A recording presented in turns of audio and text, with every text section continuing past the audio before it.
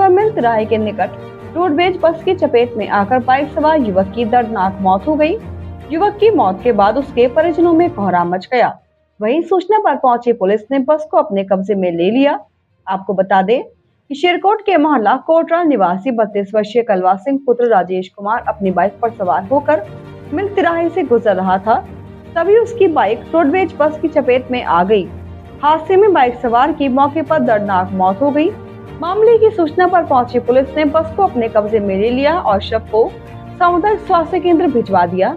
बताया जा रहा है कि मृतक की पत्नी का 2 साल पहले देहांत हो गया था। उसके 2 छोटे छोटे बच्चे हैं। घटना के बाद परिवार में कोहराम मचा हुआ है।